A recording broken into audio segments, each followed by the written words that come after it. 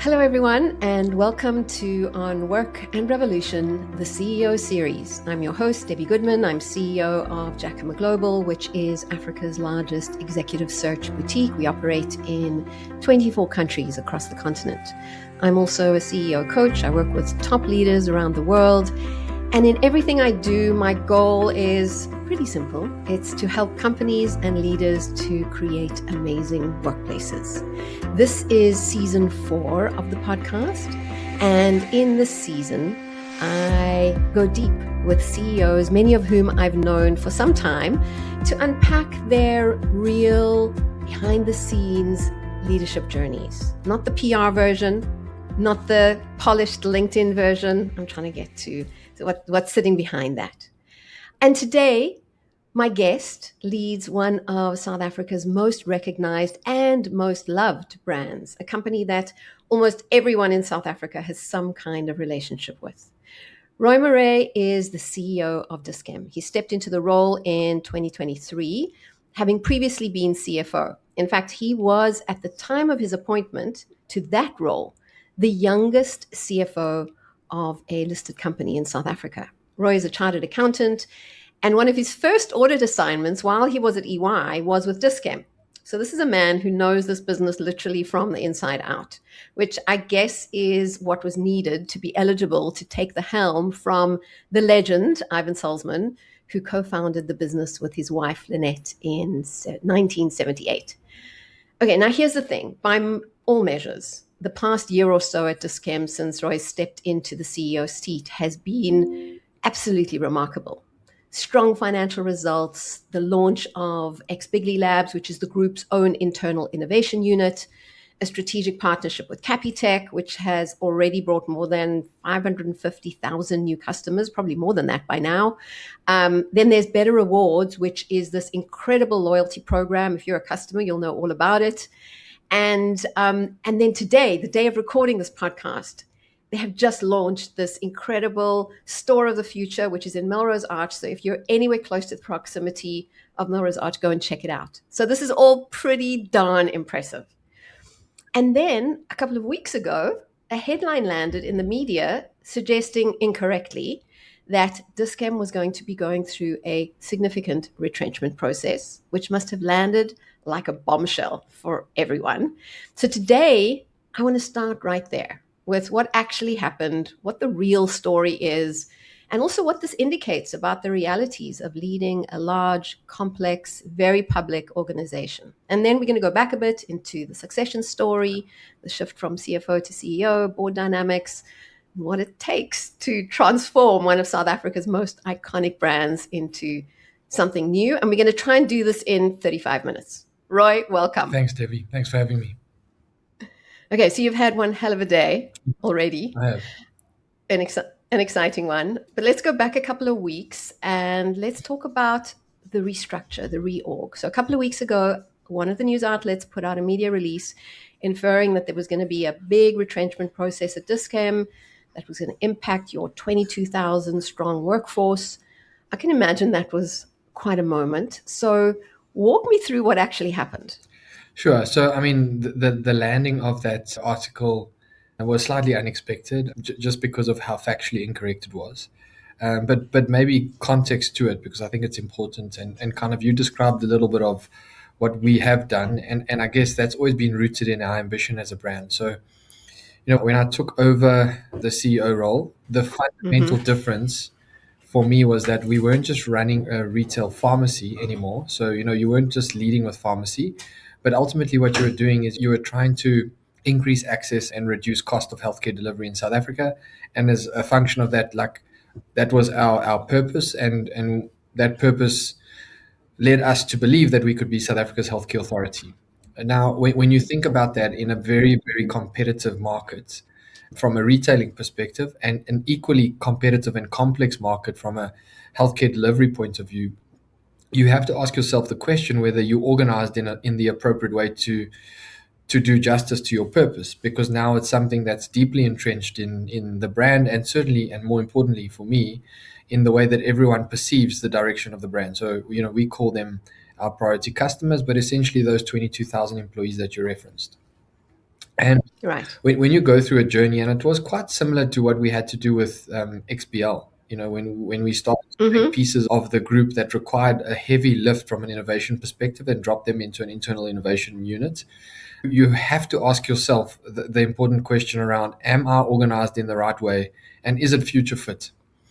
And Yeah. what I had seen, and I guess intuitively I knew, is that by creating XBL or XBigly Labs, which really at its center controlled everything from kind of our digital ambitions to our customer ambitions, and as a function of that, essentially almost every single way of working that we existed in an organization.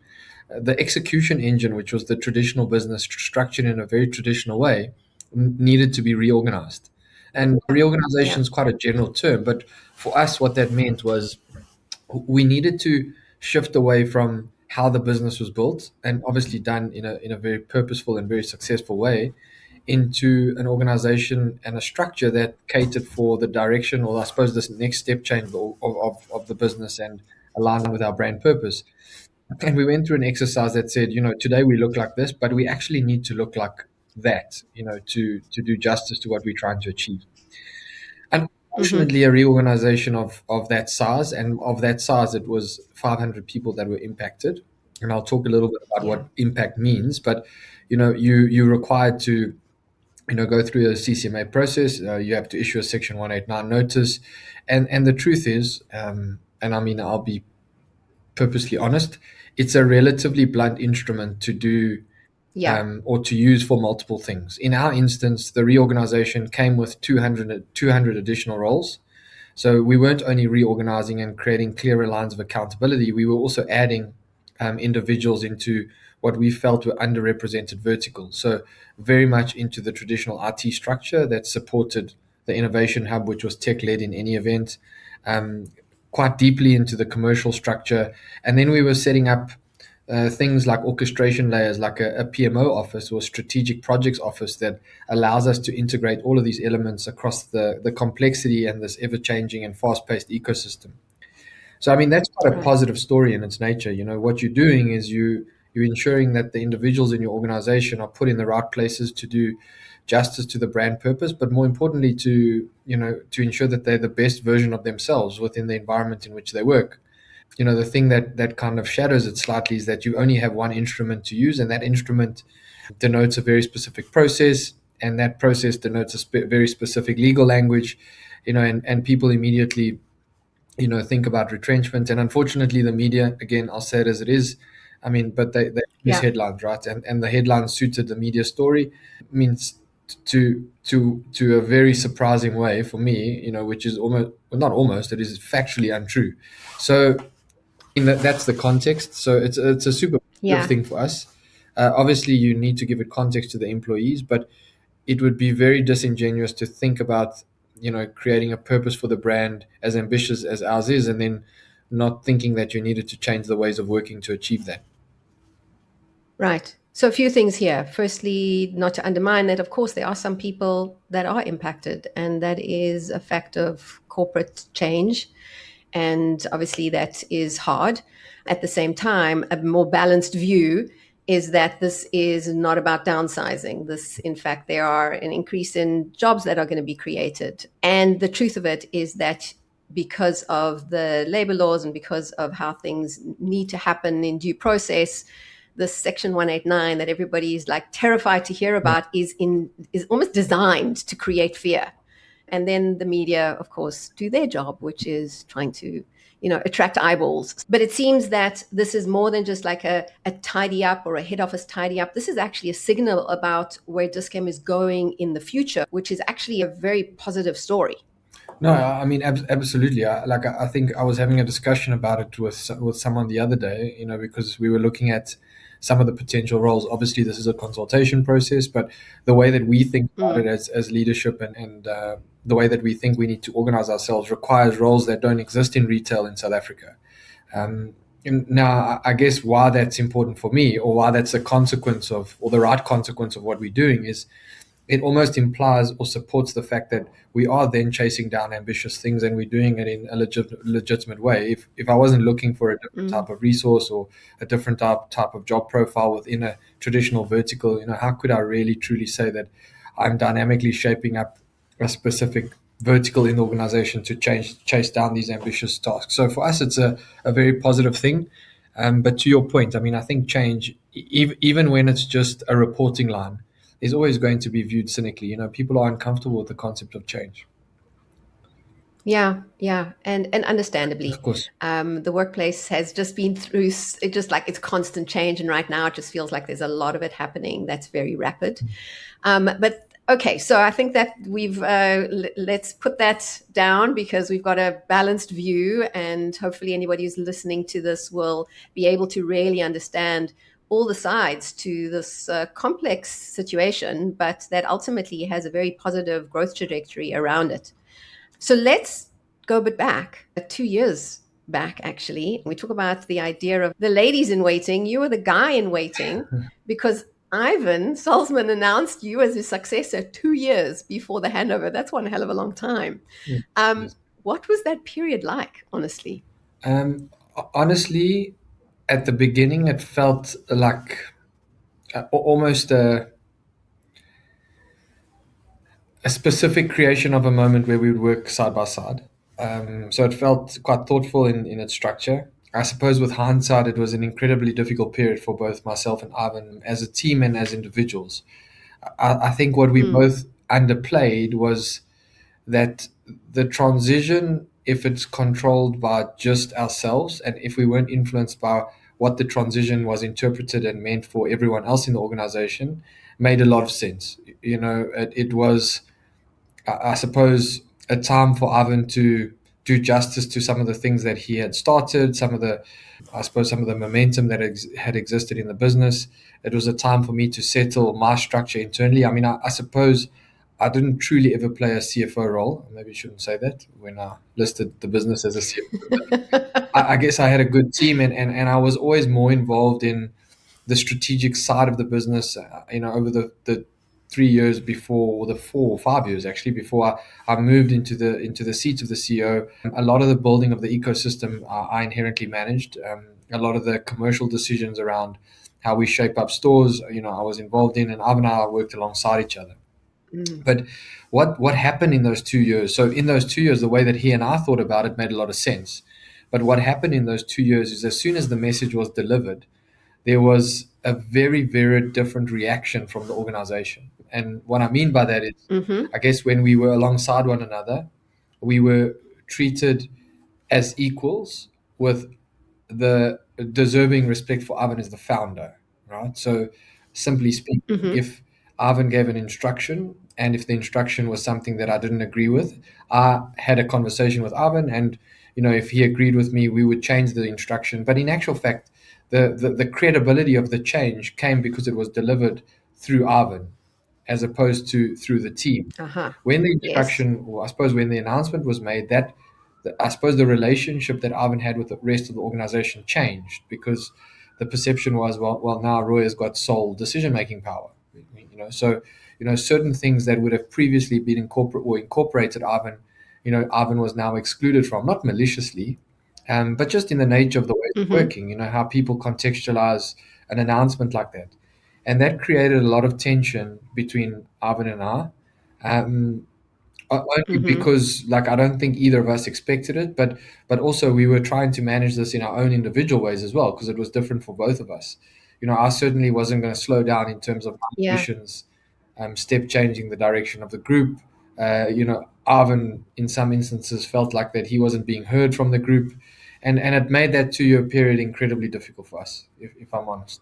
Right. I mean, I can imagine that actually so much changes the way, as you said, the way the organization treats you, the way the market watches you, your relationship, and it's almost like as much as you can think about it ahead of time until it's actually happening, you can't anticipate the actual succession process. You believe that succession transitions should be short. I understand why, but knowing what you know now, what would you design differently? I mean, I work with so many organizations that are going through the succession process, and everybody's got their own views on what good looks like. What are your thoughts on this? So firstly, I think that sometimes succession, and I mean, I say this respectfully, but succession is almost deemed a governance principle, right? So it's almost led by a board. And again, I say this respectfully, but in some instances, it feels governance in some respects feels a little bit removed from operations, right? It does, because Mm-hmm. it's a layer that is influenced by people that are non-execs, for example, and it feels once removed. I think there needs to be, certainly now that I've experienced it, and my view on it has definitely changed, and I've started to implement it in very senior levels of position. Succession almost needs to be embedded in the way that you think about things, right? So, like, I think that as part of your portfolio, succession needs to be treated with as much importance as some of the things that are generally treated with importance: strategy, operational execution, and those type of elements. And the reason I say that is because when you start to do that, you start to pull forward a lot of the things that ultimately manifest as problems.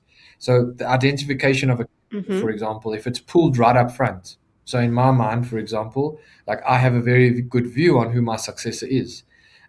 Your relationship with that individual starts to change. The way that you understand the succession timeline starts to change, but it starts to change within the relationship that that person and you already have in the organization, so that when you're ultimately ready, that succession transition and the communication to the organization is clean cut. That's the first thing. I think Mm-hmm. the second thing, and I think it's the responsibility of someone handing over. And again, it's my personal view. I think you have a responsibility to allow the individual that you are passing on to be uninfluenced by your view. And but what I mean by that, it's less about my kind of transition with Ivan, but it's more around that person needs to be empowered to deliver on their perspective of the brand. If that's not the case, then they're not the right successor in terms of how you've selected them. Hmm. But you need to be super comfortable that at a Right. point in time, I am almost able to step away entirely, and I have a very, very, very good, like big responsibility to make that purposeful. Almost to the point where the need for the relationship that existed needs to be almost interacted by the person who's now leading as opposed to the other way around. Because there's and this is something I learned through my transition period with Ivan. There's always an element of respect for the person that you're taking over that sometimes clouds your decision and your ability to move as quickly as you Right. could move if that didn't exist. Right. So sometimes you feel like you're doing good, Yes. but in actual fact, you need to step away to allow the person to do justice to how they move, how they see the brand, and the strategic direction. And you described it in a way. I think the 2 years, like all of the things that have landed in the specific year, landed in the specific year because of a little bit of that principle. Like some of those things were held back as a function of like reinforcing those principles to an Ivan, where inherently I knew that they needed to go. We needed to do these. Mm-hmm. So as much as it's the new CEO or whatever the succession title is, as much as it's that person's responsibility, it's equally the person's handing over to make it successful. Um, I would actually add an element. You said there's a governance issue in succession, and then there's the operational part of it. And I think that what's underestimated actually is the emotional part of it. Oh yeah, And particularly when you've got a founder CEO yeah, who's moving out and has been around for a long time and has been so incredibly successful and is revered by the entire ecosystem, yeah. and completely even underestimates themselves what it's going to take to like cut the apron strings, so to speak. I mean, there is just so much going on there that is not necessarily anticipated, is not thought through carefully, and comes into play when this kind of transition is happening. So I think that there's that element that gets left to, oh, we'll figure it out when we get there. And of course that does happen, but it can cause a ton of discomfort and many issues. I mean, I think what you're describing is optimal, and assumes that there is going to be some kind of internal successor for an organization. I've seen some organizations try to plan this and then get blindsided at the last minute when that successor leaves or something changes or decides not to take the role. So there's so many moving parts with this. I do hope that your wish for yourself comes true, because you've said that you need to start planning your succession from the very beginning, which is a slightly unusual viewpoint, but I get why you're saying this. And wouldn't that be great for every CEO to know that there's somebody who's being groomed ultimately for something that's next? So I think, I mean, two things, Debbie. I think your point on kind of the emotional connection you make with a brand, I already see it myself, right? And I certainly wasn't a founder. I mean, I was involved very early on, but I certainly wasn't a founder like Ivan was. And I think one of the things that was underestimated is how this process creates pressure on your own identity. Like Ivan and Dis-Chem are one in the same. And he's always been comfortable with that, and the brand has always been comfortable with Ivan being that, because no one's had to think about any alternative. Now, when that changes, that emotional strain is something that I think is definitely underestimated. Because to your point, like, you don't just figure that out. Like, or maybe that's the only way you do, but you certainly don't just figure it out because it's less important than anything else. In actual fact, I think a lot of the challenges we had were as a function of Ivan feeling a little bit like, his own identity was disappearing, because I mean, he is the brand. He Yeah. will always be the brand. But from his perspective, no, it felt very, very different. And then Right. I suppose the second thing is, I agree. I think succession can be kind of sidelined, but I think your best chance of navigating this process well is pulling someone with you through the process right from the outset. Because I think through that process, you will start to understand whether it's going to go sideways. Like pulling someone in up front means that you have to have an appreciation for their belief in the purpose of the brand. You need to start discussing timelines quite early. And for all intents and purposes, you actually need to start to understand the impact that it has on your personal lives very early on, Yes. because that's equally an important thing to understand. Like, when you step into a role like that, the personal sacrifices that you make, either planned or unplanned, because the responsibility is huge. So yes, you Right. could be sidelined, but I think your best chance of success is directly linear, or the relationship is linear with making that decision purposely quite early on. Not the decision for the person, but the decision to make succession a part of your portfolio.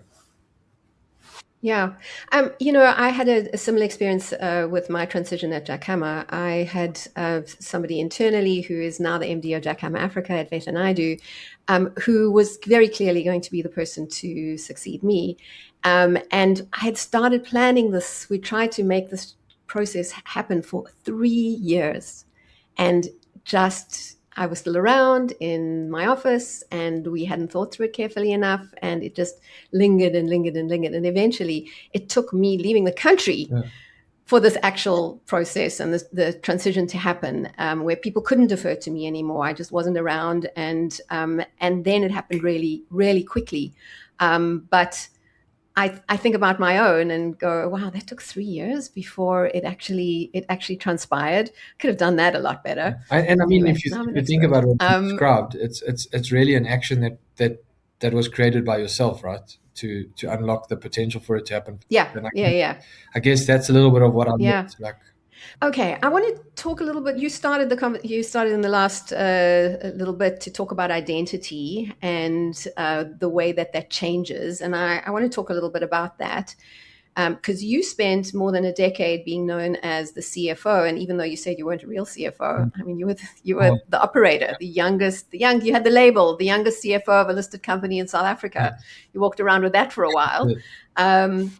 and that's a significant identity to step out of. So, what did you have to step away or discard or think about that for yourself? Anything you needed to unlearn?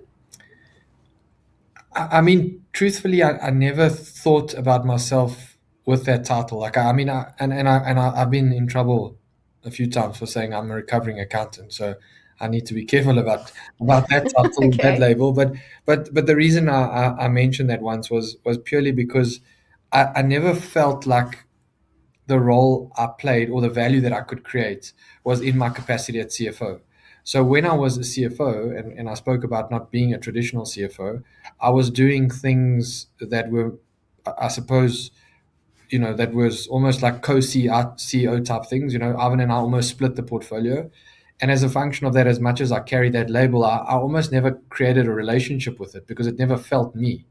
I think what is and a good example of that is I feel much more attached to the position I'm in now because of the level of responsibility I have, and because I'm so closely knitted with the purpose of the brand, that I too ask myself, sure, when this thing plays out, like, what is the thing that at the moment I reconcile so well with? Like, what does that become to me? Okay, well, based on everything I've seen and heard so far, I'm putting good odds on you. Well, thank you for your time. I know it's been a hell of a day for you. It's been an absolute pleasure to spend this time with you. So thank you so much, and all the best for shooting for the stars.